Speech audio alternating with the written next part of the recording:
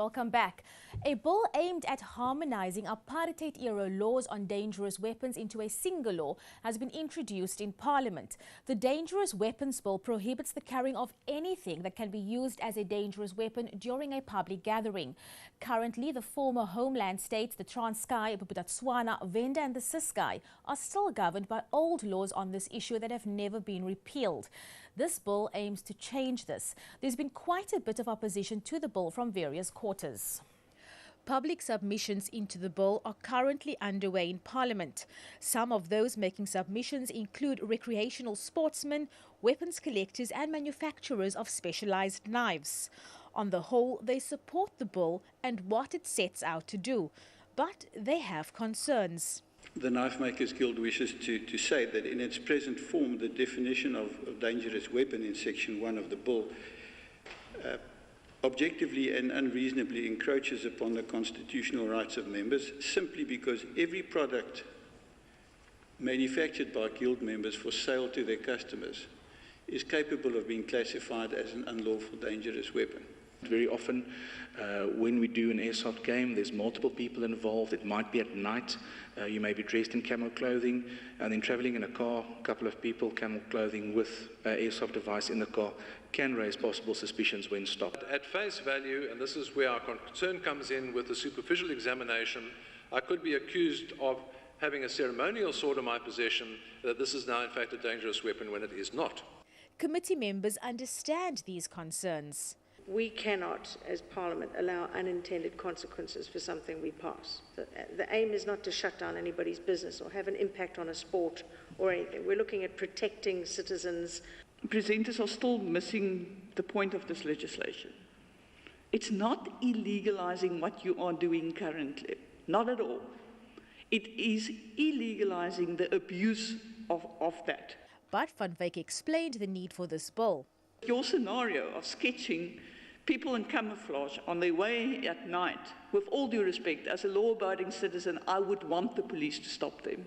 There have been concerns from South Africans about what constitutes as a weapon. What the new bill seeks to do is not to prevent people from carrying items like pepper sprays, as it has been reported in the media, but rather an attempt to harmonize our approach, as we said, of this act into a single piece of legislation. Other opposition parties say more deliberations need to take place to fine-tune the draft bill. The police portfolio is of the view that traditional and sports gatherings will be exempted from this bill. Now, in our program yesterday, the Minister of Land Reform and Rural Development, Gugile Nkwinti, outlined some of the challenges facing government in addressing land reform as we approach the 1913 Land Act centenary. He said government is still battling to achieve the 30% target of land redistribution to African people who were dispossessed by the apartheid system. Speaking at a media conference last week, Minister Nkwinti announced that government has completed an audit of state-owned agricultural land and is now checking which nationalities and racial groups own agricultural land in South Africa. He says once this exercise is complete, his department will introduce a policy which will bar ownership of agricultural land by foreigners. Our records in the deeds registration, our own records, don't reflect race. So since 1994, you don't know now how many people are from Europe or from America, for the north of the continent, or Asia, and so on. You can't use the deeds registration system to get that. You have to go to check with Home Affairs, DTI, Justice, Finance through State South Africa. So we're busy working through that now, because it's a legal requirement that there should be no such identifications of people. So we are working with them to just deal with the last part, because we know privately owned land, we know state land now. Now we're dealing with this part which says nationality and race. Once we conclude that, the policy we're working on the policy that's, well, this broadly been accepted by the governing party.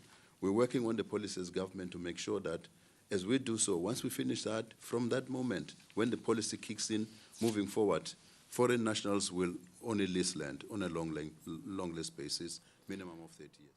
Well, that brings us to an end of today's program. Join us again tomorrow morning when we talk to political parties about their expectations on Finance Minister Pravin Gordhan's budget policy statement.